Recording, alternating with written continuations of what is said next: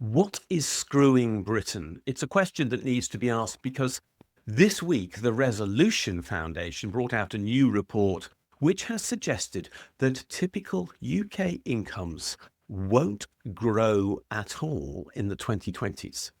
In the entirety of this decade, what they are suggesting is that after-tax incomes enjoyed by people in this country are going to be, in real terms, that is inflation adjusted, stagnant.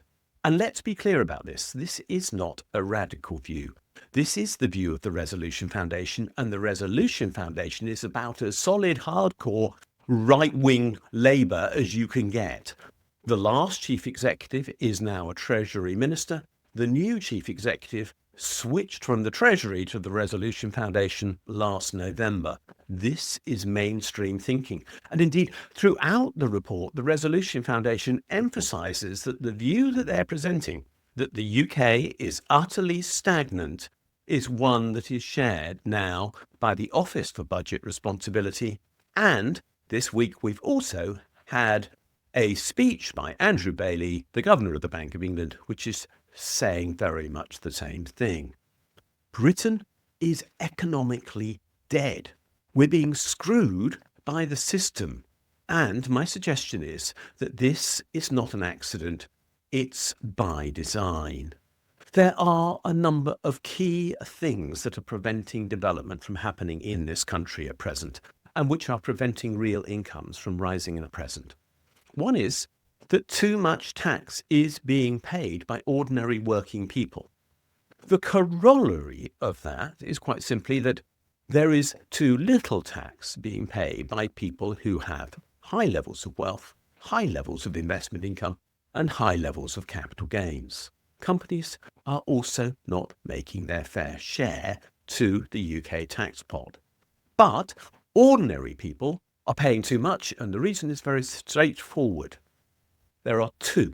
One is that council taxes are rising too fast and unfairly, and council tax is a deeply regressive tax, meaning that any increase is going to be suffered more by those on lower income than it is by those on higher income, so fueling inequality. And the other is that we have what is called fiscal drag. The personal allowances that are made available to people by the tax system have essentially been frozen since Rishi Sunak was Chancellor of the Exchequer right at the beginning of this decade. And because Labour appears to have no plan to change that, the consequence is that more and more people are paying more and more tax out of their earnings. And the consequence is that real household incomes after tax are stagnating. But there are other factors which are absolutely critical as well.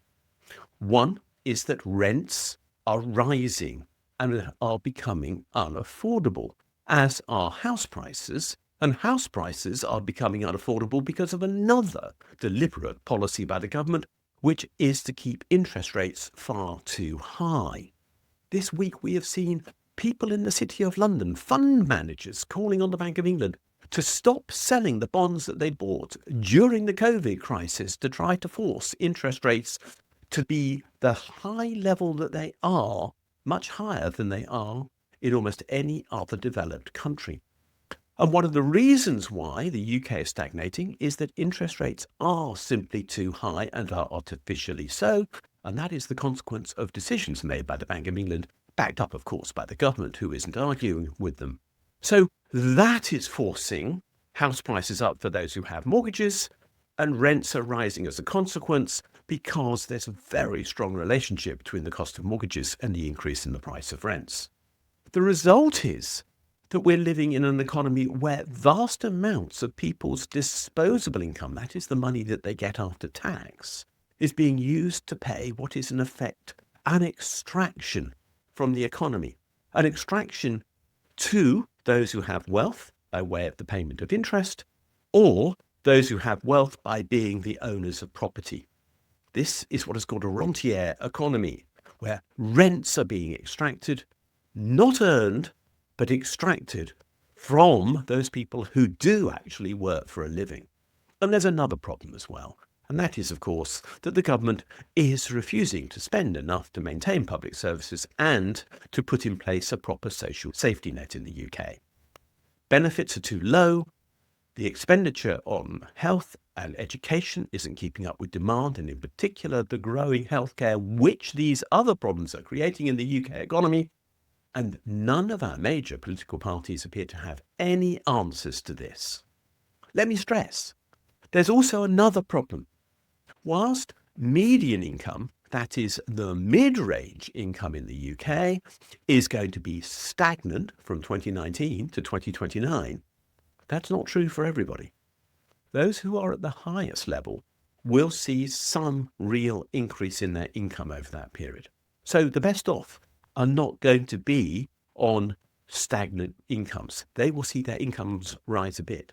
But the worst off, that is the poorest 10% of people living in the UK, that's 2.8 million households, are going to see their income fall by £1,500 a year in real terms over that decade.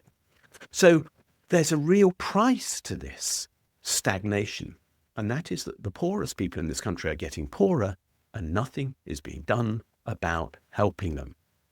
In particular, people with children are being incredibly hardly. In particular, families with children are being really hard hit. They are really suffering as a consequence of the changes, and their incomes are undoubtedly falling. If any group in society is suffering badly, it is parents and their children. They are literally seeing poverty increase day by day. And of course, one reason for that is that the Labour government is refusing to remove the two-child benefit cap, which would transform the situation for many of the poorest families in the UK. At the same time, we have another group in society who's doing quite well, and that's pensioners. They are being protected by the triple lock, which has been put in place by governments for around 15 years now, which means that state pensions always rise by more than inflation, and as a consequence, their incomes are rising. We could not come up with a situation which is more perverse, where the old are seeing increasing incomes, but the parents of their grandchildren are not. And again, Labour has no plan to change this. And let me reiterate that point because it is so important. What we're seeing here is a form of market failure because implicit in all of this is the failure of neoliberalism to come up with any form of real growth. But it's also the consequence of deliberate political policy. High interest rates, high taxes on working people, and broken government services do not happen by chance. They happen by design. And all of these things have been decided upon by Rachel Reeves and the Treasury and imposed on government departments. So this is the net outcome. We are suffering poverty as a consequence of the choices made by Labour now. And at the same time, Labour is choosing to do nothing about rentier economics. It's not building enough houses to ensure that rents can be stabilised. It is not bringing interest rates down, and instead it is doing everything it can to increase private profits and subsidise those out of state spending, whilst people in real need are getting no benefit at all. Labour's silence on all these issues is staggering. What needs to be said is that neoliberalism has failed. The Resolution Foundation did not say that, as I said at the beginning. This is a centre-right think tank as far as I'm concerned. They would call themselves centre-left. But the left has now moved so far to the right that the term centre-left is now meaningless. The consequence of the failure of neoliberalism is that real wages are stuck and public services are being cut. And work no longer lifts people out of poverty. The failure of neoliberalism has also meant that there is no reward to people now, even if they do get into work, because any reward that is generated goes to the wealthy and not to working people. Meanwhile, infrastructure is collapsing and hope is disappearing. What do we need to do about this? We need to end austerity. We need to let the state invest in the infrastructure that we need to rebuild growth. We need to see services as the foundation of national security, of national income, and even of national assets. We need to talk about social security, not welfare and benefits. We need to see that the social safety net is something that is part of the provision of dignity within our society and not something to be condemned as if people are scrounging. And we need to tax wealth and not work. And we could do all of that. And we could at the same time control rents, build homes and reform council tax to also free up more properties for occupation. We must have political parties that now focus on living standards. The idea that all that matters is balancing the books is crippling the well-being of this country. If political parties won't name this crisis, it's down to us to do so. We should talk about the economic and moral failure which is at the heart of Labour. We need a politics of care. It's time to change everything. And if you believe that that's true, have a look at the transcript of this video, which is on my blog, and the link is down below this video in the YouTube description. And on that transcript, you will find a ChatGPT prompt to write a letter to your MP on the issues I've raised in this video. If you feel passionate about this, please send that letter, because everything has to change. Thanks for watching this video.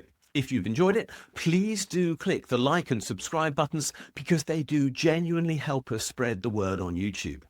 As importantly, could you have a look at the section below this video where it says more, and there you'll find a link to my blog. And if you follow that for the specific link to the blog entry related to this video, you'll find a transcript of this video and lots of other related material, plus a ChatGPT prompt that you could use to write a letter to your MP on the contents of this video, which will turn you into a campaigner, which will be a great thing to do. Finally, if you do appreciate the work we're doing, can you think about giving us a donation?